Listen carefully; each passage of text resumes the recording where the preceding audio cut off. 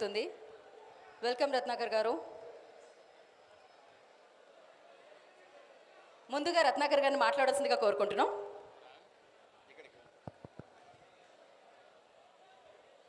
ముందుగా ఈ అనకాపల్లిలో అనకాపల్లి పేరు మీద చలనచిత్రం తీయడమే ఒక పెద్ద ఘనకార్యం.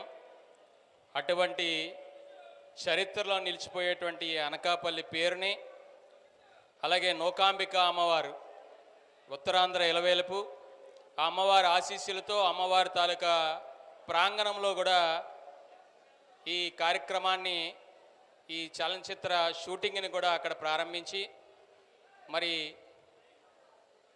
ఈ దేశంలోనే అనకాపల్లి పేరుని మరొక్కసారి మోరమోగేలాగా ఈ సినిమాని నిర్మించినటువంటి నిర్మాతలు మా నక్కిన్ తినాదురా గారు, అలాగే కాండ్రేగల నాయుడు గారు. ఇద్దరు కూడా సుపరిచితులు, మన అనకాపల్లి వాసులు.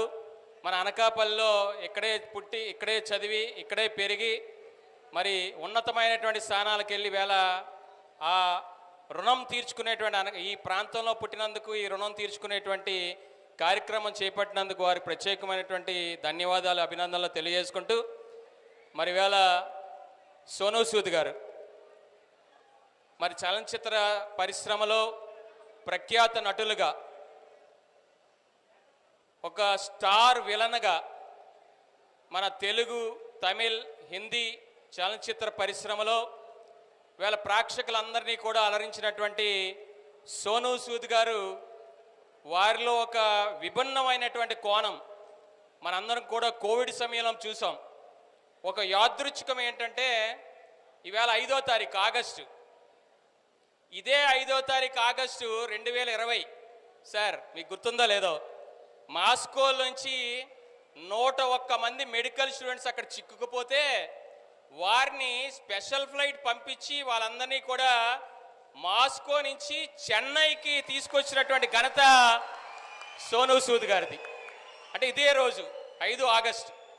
అదేవిధంగా 1500 మంది విద్యార్థులు కజకిస్తాన్లో అక్కడ చిక్కుకుపోతే వారిని కూడా స్పెషల్ ఫ్లైట్లు వేసి అక్కడి నుంచి వారణాసికి ప్రత్యేకమైన విమానాలను నడిపి వాళ్ళందరినీ కూడా కోవిడ్ బారి నుంచి రక్షించింది కూడా సోనూ సూద్ గారే.